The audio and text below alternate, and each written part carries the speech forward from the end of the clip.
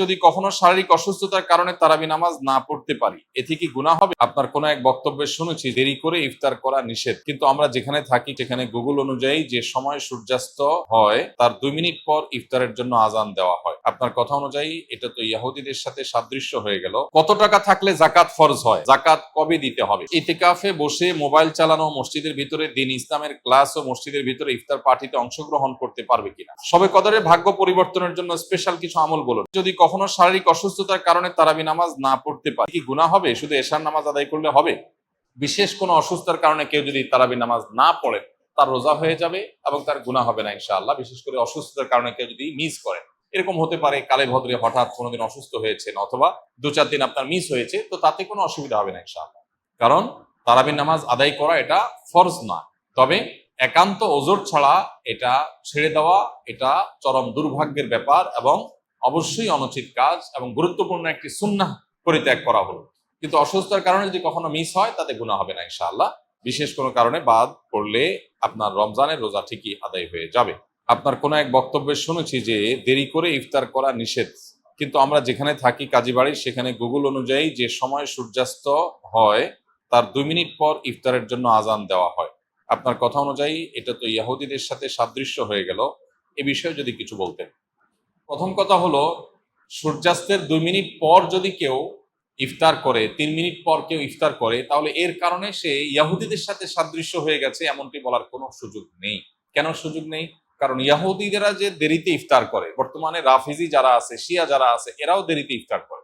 এই দেরিতে ইফতার করা মানে 2 মিনিট 3 মিনিট না, তারা চতুর্দিকে অন্ধকার হয়ে শেষ হওয়ার পর তারা ইফতার করে, যেটা অনেক ক্ষেত্রে 15-20 মিনিট বা আধা ঘন্টা সময়ও লাগে। তারপরে যায় চতুর্দিকে অন্ধকারে ছেয়ে যায়, অন্ধকারে চতুর্পাশকে ছেয়ে গেলে তারপরে ইফতার করাটা হলো তাদের স্বভাব। অতএব কোন মুসলিম 2-3 মিনিট পরে বা 2-4 মিনিট পরে ইফতার করলে সে ইহুদিদের সাথে সাদৃশ্য হয়ে গেছে, রাফিজি বা শিয়াদের সাথে সাদৃশ্য হয়ে গেছে এমনটি বলার কারণ নাই। তবে এটা ঠিক যে নবী করিম সাল্লাল্লাহু আলাইহি সাল্লাম বলেছেন, এই উম্মত ততদিন কল্যাণের মধ্যে থাকবে মা আজ্জালুল ফুতুর ওয়া আখারুস সাহুর, যতদিন তারা ইফতার তাড়াতাড়ি করবে আর সাহরি দেরিতে করবে। ইফতার তাড়াতাড়ি করার মানে হলো সূর্য ডুবে গেছে, নিশ্চিত হয়ে গেছেন, তারপর আর বিলম্ব না করে সাথে সাথে ইফতার করা, এটা হলো ইফতার তাড়াতাড়ি করার অর্থ। আর সাহরি দেরিতে করার অর্থ হলো সাহরি শেষ করার কিছুক্ষণ পর আজান হবে বা ফজর ওয়াক্ত হবে, একেবারে শেষ মোমেন্টে আজানের ঠিক আগের মিনিট পর্যন্ত খাচ্ছেন, এটা সুন্নাহ না। নবী করিম সাল্লাল্লাহু আলাইহি সাল্লাম সাহরি খেয়ে শেষ করার পর ফজরের জন্য দাঁড়াতেন, এর মধ্যে প্রায় 50টি আয়াত তেলাওয়াত করার মতো সময় থাকতো হাতে। এখন বেশিরভাগ মানুষ আমরা দেখা যায় সাহরি খেতে গেলে মুয়াজ্জিনের সাথে আমাদের প্রতিযোগিতা হয়, মুয়াজ্জিন মাইক নিয়ে দাঁড়ায় আজান দিবে আর আমরা খাবার মুখে নিয়ে আমরা কম্পিটিশন করি যে আমি আগে শেষ করব, মুয়াজ্জিন চেষ্টা করে মুয়াজ্জিন আগে আজান দিবে, মানে ভাবখানা এমন। তো এটা সুন্নাহ না, মানে একেবারে লাস্ট মিনিট পর্যন্ত খেতে থাকলেন, এটা সুন্নাহ না। বরং সুন্নাহ হলো সামান্য একটু গ্যাপ রাখা। তবে হ্যাঁ, এটা ঠিক যে একেবারে সবে সাদিক হওয়ার আগ মুহূর্ত পর্যন্ত যদি কেউ খায় তার রোজা হয়ে গেছে। আর ইফতারের ক্ষেত্রে সূর্য ডুবে গেছে, ঘড়ি এই দিক সেদিক হতে পারে, 1 মিনিট আমার ঘড়িটা স্লো হতে পারে, এই সন্দেহের কারণে কেউ 1 মিনিট দেরি করে খেলো, তাতে সে দেরি করে ইফতার করেছে এটা বলা যাবে না, বা তাড়াতাড়ি ইফতার করার খেলাফ আমল করেছে সেটাও বলা যাবে না। তবে এটা ঠিক যে ইফতার তাড়াতাড়ি করতে হয় আর সাহরি দেরিতে করতে হয়, এবং ইহুদিরা রাফিজিরা যারা চতুর্দিকে অন্ধকার ছেয়ে যাওয়া পর্যন্ত অপেক্ষা করে, আমরা সেটা করব না। আমাদের সমাজে আলহামদুলিল্লাহ এখন সচেতনতা হয়েছে, মানুষ ওয়াক্ত হওয়ার পর পর ইফতার সাধারণত করে। আর একটা জিনিস গুরুত্বপূর্ণ, তা হলো ইফতার এবং সাহরির সাথে আজানের সম্পর্ক সরাসরি নাই। অর্থাৎ আজান হলে আপনি ইফতার করবেন আর আজানের আগ পর্যন্ত খাবেন, ব্যাপারটা সেরকম না। মুয়াজ্জিন আজান 1 মিনিট পরে দিতে পারে, 2 মিনিট পরে দিতে পারে, 1 মিনিট আগে দিতে হবে, কারণ আজানটা তো একেবারে ওই মিনিট হওয়ার সাথে সাথেই দেওয়া আবশ্যক না, অথবা ঘড়ির সমস্যা হতে পারে। এই জন্য আপনি দেখবেন টাইম হলো কিনা সেটা। অতএব যদি টাইম আপনি মেনটেন করে ইফতার এবং সাহরি করেন, ইনশাআল্লাহ সুন্নাহ আদায় হয়ে যাবে আল্লাহ চাহে। কত টাকা থাকলে জাকাত ফরজ হয়? জাকাত কবে দিতে হবে? জাকাত কত টাকা হলে ফরজ হয়? এর উত্তর হলো, কেউ যদি 52.5 ভরি রূপা, এটা অথবা রূপার সমমূল্যের সম্পদ, নগদ অর্থ, ব্যাংক ব্যালেন্স, অথবা ব্যবসার মাল, যে পণ্য কেনা হয়েছে বিক্রির জন্য, এরকম কোনো মাল যার কাছে আছে যেটার মূল্য দাঁড়ায় 52.5 ভরির সমান, এইরকম সম্পদের মালিক যদি কেউ হয় এবং সেই সম্পদ তার কাছে 1 বছর থাকে, তাহলে 1 বছর পর ওই সম্পদের বাজার মূল্য হিসেব করে 1 বছর পর 2.5% জাকাত দিতে হবে, অর্থাৎ লাখে 2,500 টাকা। এভাবে হিসাব করে তাকে জাকাত দিতে হবে। বর্তমানে রূপার যে বাজার দর সেটা হিসাব করলে প্রায় 2.25 লাখ টাকার কাছাকাছি হয় 52.5 ভরি রূপার দাম। এটা ভ্যারি করে, উঠানামা করে। একেবারে খুব রিসেন্ট যে এখন 2026-এর ফেব্রুয়ারি মাস চলছে, এই সময়টাতে রূপার যে বাজার দর আছে সেটা হিসাব করে দেখা গেছে যে 2.25 লাখ টাকার কাছাকাছি। এক্সাক্ট আপনি যখন দিবেন রূপার দরটা জেনে নিয়ে যে 52.5 ভরি বা 52.5 তোলা রূপার দাম কত সেটা হিসাব করে যদি দেখেন যে এটা আপনার সম্পদ এই পরিমাণ হয়ে গেছে, তাহলে সবটুকুর জাকাত দিতে হবে। এমন না যে এর অতিরিক্তটা জাকাত, বরং সবটুকুর জাকাত দিতে হবে। জাকাত দেওয়াটাকে জরিমানা মনে করা এটা কিয়ামতের আলামত। সহিহ বুখারীতে আসছে, নবী সাল্লাল্লাহু আলাইহি ওয়াসাল্লাম বলেছেন একটা সময় আসবে মানুষ যখন জাকাত দেওয়াটাকে তার জন্য অর্থদণ্ডের মতো বিষয় মনে করবে, জরিমানার মতো বিষয় মনে করবে। এটা ভুল ধারণা আমাদের সমাজে। কারণ আমরা মনে করি যে জাকাত দিলে বোধহয় লস হয়ে যায়, কমে যায়। বরং জাকাত দিলে এটা তো আমার আখিরাতের অ্যাকাউন্টে জমা হয়ে গেল, এটা বরং আমার স্থায়ী হয়ে গেল, নিশ্চিত হয়ে গেল, বাকিগুলোর গ্যারান্টি নেই। এই জন্য জাকাত দিতে পারাটা সৌভাগ্যের বিষয়। আর জাকাত কখন ফরজ হয়, এর উত্তর হলো যে জাকাত ফরজ হয় প্রত্যেকটা ব্যক্তির অর্থ বছরের আলোকে। সবার অর্থ বছর একরকম নাও হতে পারে। ধরুন আমি জিলহজের 1ম তারিখে জাকাত দেওয়ার মতো সম্পদের মালিক হয়েছি, তাহলে পরবর্তী বছর জিলহজের 1ম তারিখে আমার জাকাত আসবে। কেউ যদি মুহররম মাসে জাকাত দেওয়ার মতো সম্পদের মালিক হয়ে থাকে, তাহলে 1 বছর পর মুহররম মাসে তার জাকাত তার উপরে বর্তাবে। তো জাকাত বর্ষ এটা নির্ভর করে ব্যক্তি কখন সম্পদের মালিকানা আসছে তার উপরে। এখন কেউ যদি জাকাত দেওয়ার সুবিধার্থে, হিসাব করার সুবিধার্থে সে যদি একটু আগে দিয়ে দেয়, ধরা যাক যে আমার জিলহজে আসে, আমি রমজানে দিয়ে দিলাম হিসাব করে, কোনো অসুবিধা নেই, জাকাত অগ্রিম দেওয়া যায়। যে প্রতি বছর আমি রমজানে দিলাম, সমস্যা নেই। আমাদের সমাজে অনেকে মনে করে রমজান মাসেই জাকাত দিতে হয়। জাকাত রমজান মাসেই শুধু দিতে হয় এমন কোনো কথা নেই। তবে এটা ঠিক, রমজান মাস আমলের মাস, সওয়াবের মাস। এই মাসে আমরা বেশি বেশি সওয়াব হাসিল করার চেষ্টা করবো ইনশাআল্লাহ বিইذনিল্লাহ। সেই জায়গা থেকে আমরা নফল দান, অন্যান্য সাদাকা করব এবং বিশেষভাবে যদি জাকাত দেওয়ার চেষ্টা করি ইনশাআল্লাহ, সেটাও আল্লাহ তাআলার কাছে আমরা বিশেষ আজরের আশা করতে পারি। রমজানে নারীরা উচ্চ আওয়াজে কোরআন তেলাওয়াত করতে পারবেন কিনা? নারী হোক আর পুরুষ হোক, কোরআনে কারীমের তেলাওয়াতের মধ্যে নীরবে তেলাওয়াত করতে পারেন, আবার কিছুটা মৃদু কণ্ঠের মৃদু আওয়াজে তেলাওয়াতও করতে পারেন। বিশেষ করে বাসা বাড়িতে একটু মৃদু কণ্ঠের আওয়াজে তেলাওয়াত করাই ভালো। শয়তানকে বিতাড়িত করবার প্রয়োজনে বিশেষ করে একটু উচ্চ স্বরে, একটু সরবে কোরআন তেলাওয়াত করা গুরুত্বপূর্ণ। মেয়েদের কোরআন তেলাওয়াতের ক্ষেত্রে লক্ষ্য করতে হবে যে পরপুরুষের কানে যেন তেলাওয়াতের আওয়াজ না যায়, রাস্তায় বাসার বাইরে যেন না যায়, সেটা খেয়াল রাখতে হবে। বাসার ভিতরে যদি থাকে, পরপুরুষ বা গায়রে মাহরামের কানে যদি আওয়াজ যাওয়ার আশঙ্কা না থাকে, তাহলে কোনো অসুবিধা নেই।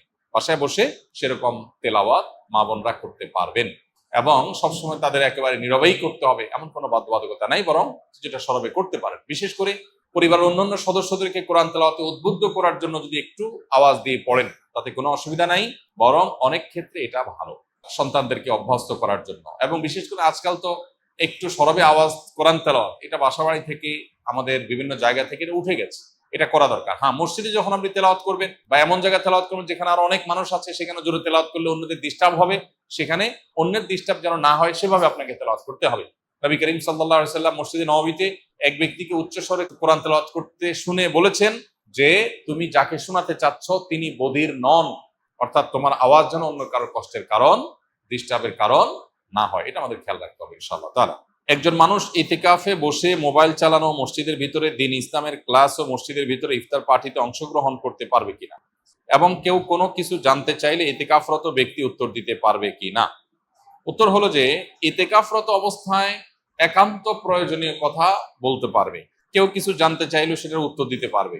কিন্তু মসজিদের মধ্যে মোবাইল টিপাটিপি, যেটা অহেতুক মোবাইল টিপাটিপি করা, সোশ্যাল মিডিয়া ব্রাউজ করে বেড়ানো, আপনার স্ক্রল করে বেড়ানো, এটা অবশ্যই ইতিকাফের যে উদ্দেশ্য সেটাকে ব্যাহত করে, ইতিকাফের যে প্রাণ সেটাকে নষ্ট করে। সেটা করা যাবে না বা সেটা করা উচিত না। যদি কেউ সেটা করেন তাহলে ইতিকাফ ভাঙবে না, কিন্তু ইতিকাফের কোয়ালিটি নষ্ট হয়ে যাবে এবং এটার সওয়াব কমে যাবে। এজন্য অহেতুক মোবাইল টিপাটিপি বা অহেতুক গল্প গুজব আড্ডা এগুলো দেওয়া যাবে না। তবে প্রয়োজনীয় কথা বলা যাবে এবং মসজিদের মধ্যে দ্বীনি ইলমের ক্লাস অবশ্যই করা যাবে। মসজিদের মধ্যে ইফতারের কোনো প্রোগ্রাম হলে সেখানে অংশগ্রহণ করা যাবে, এগুলোতে কোনো অসুবিধা নেই। ইতিকাফ নিয়ে আমাদের মধ্যে অনেকের মধ্যে অতি ভয় কাজ করে। আমরা মনে করি ইতিকাফে বসলে বোবা হয়ে যেতে হয়, কোনো কথা বলা যায় না, এরকম না। সাধারণ স্বাভাবিক জীবন যাপন আমরা করতে পারবো ইনশাআল্লাহ। নবী করিম সাল্লাল্লাহু আলাইহি সাল্লাম রমাদানের শেষ দশকে জীবনে কোনো বছর এতেকাফ ছাড়তেন না। এক বছর তিনি শেষ দশকে এতেকাফ রেখে এতেকাফে বসে আবার বের হয়ে যেতে হয়েছে, এতেকাফ ভেঙে ফেলতে হয়েছে একটা বিশেষ প্রয়োজনে। পরবর্তী বছর তিনি সেই 10 দিন এবং পরের বছরের 10 দিন সহ 20 দিন এতেকাফ করেছিলেন। এর মানে হলো দ্বিতীয় হিজরিতে রমজানের রোজা ফরজ হওয়ার পর থেকে নিয়ে তার ওয়াফাত পর্যন্ত, দশম হিজরি পর্যন্ত এই 8 বছর কোনো বছর তিনি এতেকাফ ছাড়েননি। অথচ আমরা বেশিরভাগ মানুষের জীবনে এক বছরেও এতেকাফ করা হয়নি। এটা দুর্ভাগ্যজনক বিষয়। যেটা নবীজি জীবনে কখনো ছাড়েননি, কোনো বছর ছাড়েননি, সেটা আমি জীবনে কোনো বছর করিনি। পরম শত্রুর সাথেও তো এরকম বৈপরীত্য হয় না, যেটা আমরা আমাদের নবীজি সাল্লাল্লাহু আলাইহি সাল্লামের সাথে আজ আমাদের কার্যত সেই বৈপরীত্য আমরা করে রেখে দিয়েছি। এজন্য এতেকাফের দৃঢ় সংকল্প আমাদের করা উচিত। আল্লাহ আমাদের তৌফিক দান করুন। রমাদান এলেই মা বোনেরা প্রতিযোগিতামূলক কোরআন খতম দেন। অনেকে বিষয়টি বাড়াবাড়ি বলেন, কারণ হিসাবে যুক্তি দেয় যে দ্রুত পড়লে সহি হওয়ার সম্ভাবনা কম থাকে এবং অর্থ বুঝে পড়া ভালো। কথাটা কতটা যুক্তিযুক্ত? কোরআনে কারীম পড়ে শেষ করা, খতম দেওয়া এবং একাধিক খতম দেওয়া, বেশি বেশি তেলাওয়াত করা রমজান মাসে, এটা সালাফে সালেহ থেকে প্রমাণিত। আমাদের পূর্বসূরিগণ তারা রমজানের শেষ দিন পর্যন্ত বেশি থেকে বেশি কোরআনে কারীমের তেলাওয়াতে মগ্ন থাকতেন। যেহেতু এই মাসটাই হলো কোরআন নাজিলের মাস, অতএব এই মাসের অন্যতম গুরুত্বপূর্ণ আমলটা হলো বেশি বেশি কোরআন তেলাওয়াত করা।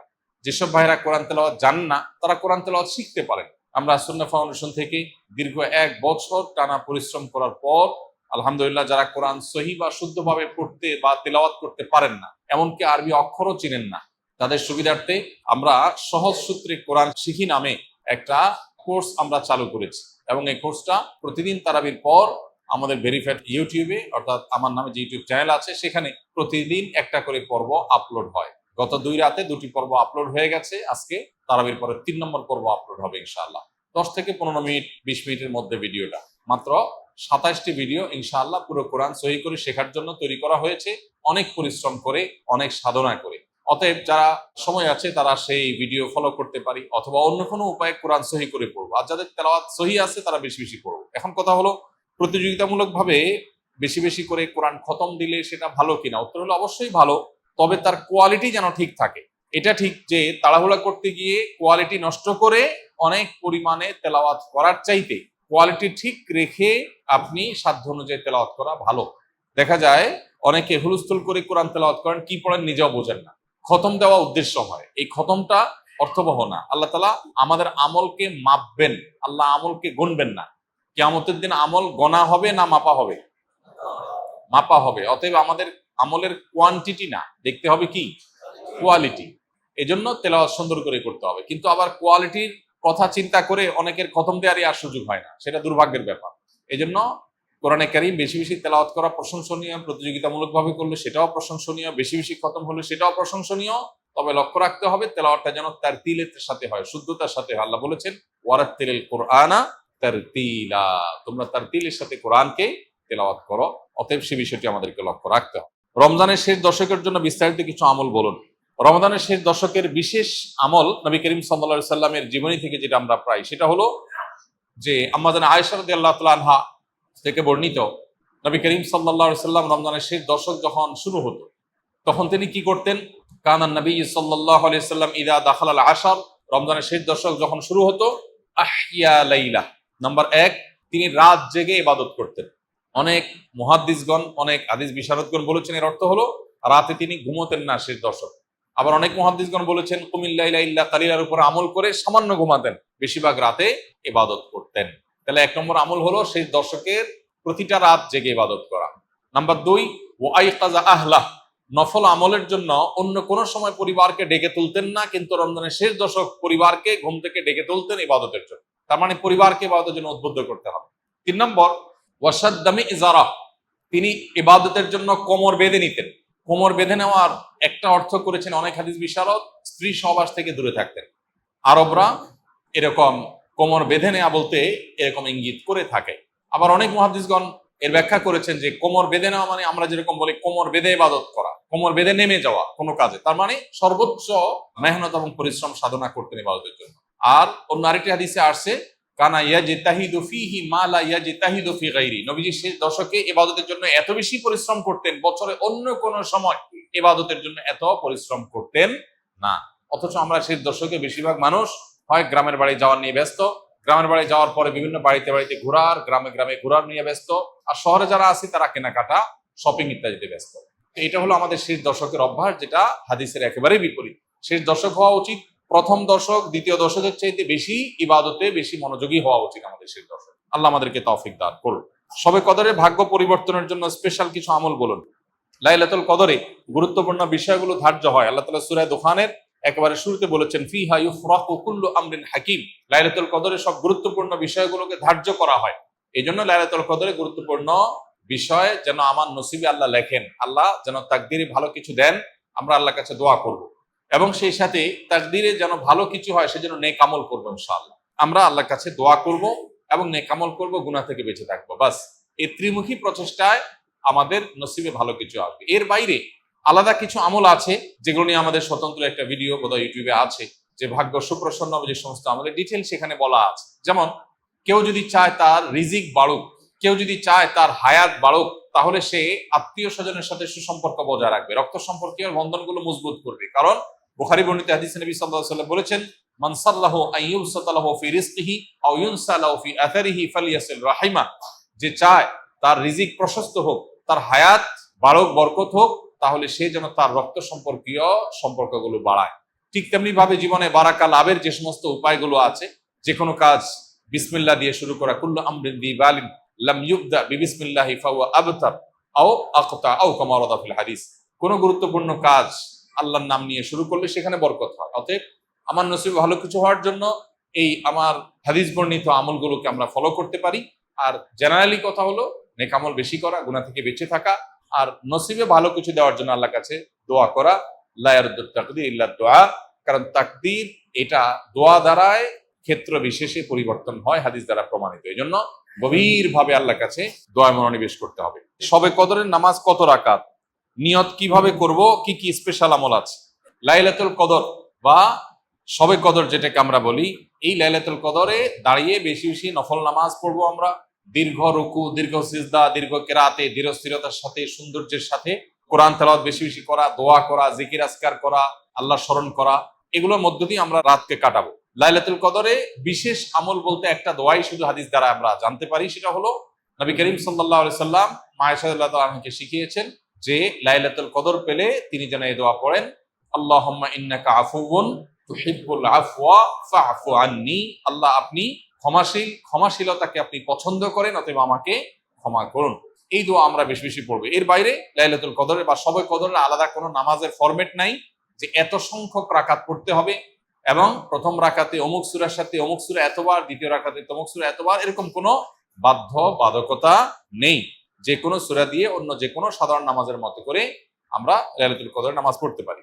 আর এর জন্য আলাদা কোনো নিয়ত নেই যে নাওয়াইতু আন উসাল্লিয়া সালাত লাইলাতুল কদর বা লাইলাতুল কদর নামাজ পড়ছি, এরকম কোনো আলাদা নিয়ত দরকার নেই। আমি লাইলাতুল কদরে পড়ছি, আমার মাথায় আছে, এটুকুই নিয়ত ইনশাআল্লাহ যথেষ্ট হবে এবং সুন্দরভাবে সালাত আদায় করা, নামাজ পড়াটাই হলো গুরুত্বপূর্ণ।